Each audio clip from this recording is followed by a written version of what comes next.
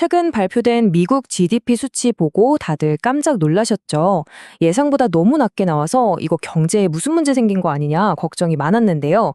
오늘 그 숫자 뒤에 숨겨진 진짜 이야기가 뭔지 제가 싹 다 파헤쳐 드릴게요. 자, 바로 시작합니다. 아니, 헤드라인만 보면 미국 경제에 무슨 큰일이라도 난 것 같잖아요? 근데 이게 진짜일까요? 이 놀라운 경제 데이터가 우리한테 진짜 하고 싶은 말은 뭘까요? 미국 경제가 정말로 위험한 건지 아니면 우리가 뭔가 놓치고 있는 게 있는 건지 말이죠. 먼저 이 숫자가 얼마나 쇼크였는지부터 한번 보시죠. 2025년 4분기 실질 GDP 성장률 속보치 말이에요. 와, 이건 뭐 모두의 예상을 그냥 박살 내버렸습니다. 아니, 시장에서는 그래도 한 3%는 나오겠지 이랬는데 막상 나온 걸 보니까 뭐예요? 고작 1.4%예요. 기대치의 반토막도 안 되는 거잖아요? 이러니 시장이 발칵 뒤집힐 수밖에요. 아니, 대체 이 말도 안 되는 차이가 어디서 온 걸까요?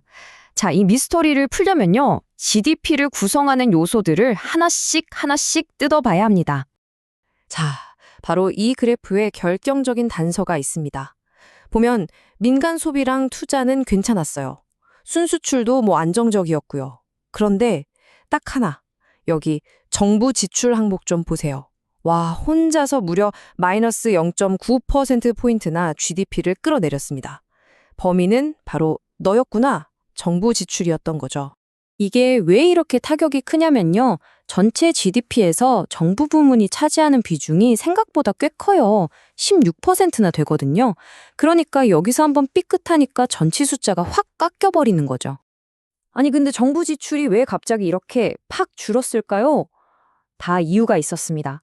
바로 2025년 가을에 있었던 그 사건, 맞습니다. 연방정부 셧다운 때문이었어요. 기억나시죠? 2025년 10월 1일에 시작해서 무려 6주 동안이나 갔잖아요. 이 기간 동안에 140만 명이나 되는 연방 공무원들이 일을 못하고 강제로 쉬어야 했단 말이죠. 바로 이 부분이 GDP 계산에 아주 특이한, 진짜 기묘한 효과를 만들어냈습니다. 자, 이제부터가 이번 이야기의 진짜 하이라이트입니다. 바로 정부 활동을 GDP에 어떻게 포함시키는지 그 아주 독특한 계산법에 대한 이야기거든요. 생각해보세요. 민간 기업이 만든 자동차나 스마트폰은 딱 가격이 정해져 있잖아요. 근데 국방, 치안 같은 정부 서비스는 우리가 시장에서 돈 주고 사는 게 아니죠. 이런 걸 비시장 서비스라고 부르는데요. 바로 이것 때문에 정부 부문 GDP는 계산하는 방식 자체가 완전히 다릅니다. 자, 바로 이 계산법이 모든 미스테리의 열쇠예요. 미국 경제분석국 BEA는 정부 서비스 가치를 어떻게 매길까요? 가격이 없으니까. 대신 이걸 만드는데 돈이 얼마나 들었나, 즉 비용으로 계산하는 겁니다. 근데 그 비용의 대부분이 뭐겠어요? 바로 공무원들의 근무 시간, 즉 인건비죠. 그럼 어떻게 될까요? 맞습니다. 셧다운으로 공무원들이 일을 안 했다? 그럼 통계상으로는 정부가 만들어낸 생산량이 그냥 0이 되어버리는 거예요. 일을 안 했으니까요. 근데 여기서부터 진짜 재미 져져요. 이게 그냥 일 안 해서 생산량 0 이걸로 끝나는 게 아니거든요. 이 셧다운이랑 공무원 월급 지급 방식이 만나서 정말 기묘한 통계적 역설을 만들어냅니다. 그런데 여기서 진짜 중요한 반전이 하나 있어요. 셧다운이 끝나고 나서 공무원들이 안 했던 그 6주치 월급을 전부 다 받았다는 겁니다. 소급해서요. 이게 무슨 뜻이겠어요? 결국 정부가 쓴 돈의 총액, 그러니까 명목상 지출은 사실상 똑같았다는 거예요. 자, 그럼 이제 이상한 점이 보이지 않으세요? 직원들은 월급을 다 받았는데 왜 통계상 생산량은 줄어든 걸로 나오는 걸까요? 바로 여기에 실질 GDP와 명목 GDP의 함정이 숨어 있습니다. 자, 먼저 실질 GDP부터 볼게요. 이건 말 그대로 실제로 생산된 서비스의 양을 재는 거예요. 셧다운 동안에는 국립공원 문도 닫고 실제로 서비스가 생산되지 않았잖아요. 그러니까 실질 GDP에서는 이렇게 마이너스 0.9%포인트로 푹 꺼져버린 겁니다. 근데요, 명목 GDP를 보면 얘기가 180도 달라져요. 이건 지출된 돈의 액수를 따라가거든요. 월급은 다 나갔잖아요. 그러니까 오히려 플러스 0.28%포인트로 잡힌 겁니다. 생산은 없었는데 돈은 썼다. 진짜 신기하죠? 이 기묘한 상황을 진짜 기가 막히게 요약한 말이 있어요. 생산된 건 줄어들었는데 쓴 돈은 그대로니까 마치 정부 서비스의 가격만 일시적으로 확 비싸진 셈이다. 아, 이거 완전 통계가 만들어낸 착시 현상이었던 거죠. 자, 그럼 이 해프닝이 앞으로 어떻게 될까요?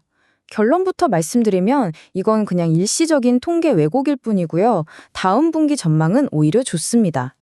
이게 바로 기저효과라는 건데요. 말이 좀 어렵죠. 쉽게 말해서 4분기 성적이 셧다운 때문에 비정상적으로 낮게 나왔잖아요. 그러니까 모든 게 정상으로 돌아오는 다음 1분기에는 그 낮은 출발점 때문에 성장률이 실제보다 훨씬 더 높아 보이는 효과가 나타나는 거예요. 다시 한번 정리해 볼까요? 2025년 4분기에 정부 부문이 성장률을 0.9%포인트나 깎아 먹었죠. 그리고 2026년 1분기에는 정확히 그만큼이 다시 플러스가 될 걸로 보고 있습니다. 정부 부문이 이번엔 반대로 성장률을 0.9%포인트 끌어올려 줄 거라는 거죠. 마이너스 됐던 게 그대로 플러스로 돌아오는 그런 셈이에요. 자, 그럼 오늘 이야기의 핵심 결론 딱 정리해 드릴게요. 이번 GDP 쇼크는 진짜 경제 위기가 아니라 그냥 통계적인 해프닝이었습니다.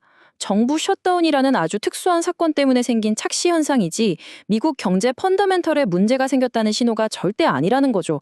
그러니까 지금 경기 침체를 운운하는 건 너무너무 이른 이야기입니다. 오늘 이야기를 통해서 우리가 꼭 기억해야 할 게 하나 있습니다. 앞으로 뭔가 충격적인 헤드라인, 숫자를 보게 되면 그냥 놀라고 끝내지 마시고 잠깐 이 숫자 뒤에는 혹시 다른 이야기가 숨어 있는 거 아닐까? 하고 한 번쯤 질문을 던져보는 거죠. 진짜 진실은 종종 그 숫자 너머에 숨어 있을 때가 많거든요.